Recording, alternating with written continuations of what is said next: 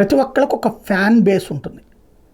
చిరంజీవి అద్భుతమైన fan base, Krishna అద్భుతమైన fan base. ఓ రకంగా ప్రాణాలు ఇచ్చేస్తుంటారు ప్రభాస్కైనా మహేష్ బాబు అయినా. ఇట్లాగా అల్లు అర్జున్ అంటే మెగా కాంపౌండ్ హీరో ఒకప్పుడు. అది మెగా కాంపౌండ్ అనేటటువంటిది అంటే ఇక ప్రతిదీ కూడా నినాదాలు కేకలకు అనుగుణంగా కాదన్నటువంటిది అతను.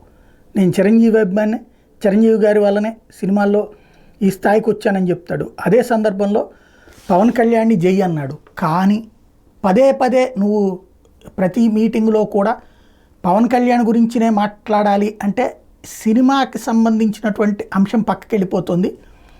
ఫర్ ఎగ్జాంపుల్ ఓ సినిమా ఆడియో ఫంక్షన్కి వెళ్తారు, అక్కడ అల్లు అర్జున్ మాట్లాడుతూ ఉంటే జై పవన్ కళ్యాణ్ జై పవన్ కళ్యాణ్ అంటారు. దాంతో ఆయన కూడా అవును పవర్ స్టార్ పవన్ కళ్యాణ్ అని చెప్తారు.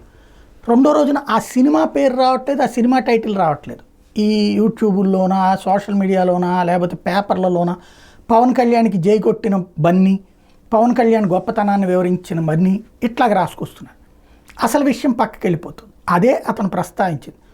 పవన్ కళ్యాణ్ అంటే మా కుటుంబం మేమంతా ఒకటి, పదే పదే మీరు అదే మాట్లాడి మిగతాది మాట్లాడనీయకుండా ఉంటే అందులో ఏంటి మాట్లాడుతూ ఉంటే అతను మాట్లాడనీయకుండా అదే పవర్ స్టార్ పవన్ కళ్యాణ్ అన్న నినాదాలతో విరక్తి చెంది అతను అన్నటువంటి మాట ఇట్లయితే నేను ఇంకోసారి మాట్లాడను అన్నందుకు అతని మీదన కక్షగట్టినటువంటి పరిస్థితి. ఆ రోజు నుండి అల్లు అర్జున్ని వెంటాడుతున్నటువంటి పరిస్థితి.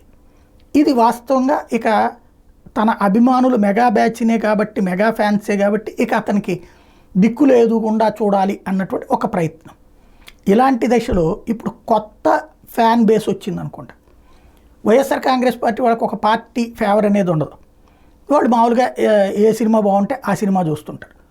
వాళ్ళల్లో వైఎస్ఆర్సీపీ అభిమానులు ఎక్కువ మంది ఇప్పుడు బన్నీని ఓన్ చేసుకుంటున్నట్టున్నాడు. ఎందుకని మొన్న అంతటి గొడవలో పవన్ కళ్యాణ్కి మద్దతని ఓ పక్కన పవన్ కళ్యాణ్కి మద్దతు ప్రకటించాడు.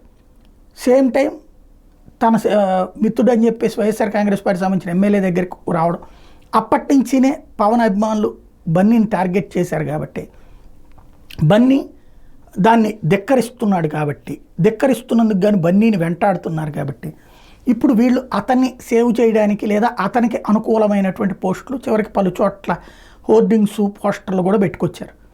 చివరికి డిప్యూటీ సీఎం గారి తాలూకా అంటూ పవన్ కళ్యాణ్ పిఠాపురం ఎమ్మెల్యే గారి తాలూకా ఇట్లా పెడుతున్నారు. కాబట్టి ఏదైతే వీళ్ళు చెవిరెడ్డి వాళ్ళు సంబంధించి అందులో ఇబ్బంది పెట్టినటువంటి వాళ్ళకి ఏది ఎదురు తిరిగినటువంటి వాడు తాలూకా ఇట్లాంటిది ఏదో పెట్టినట్టున్నారు అక్కడ.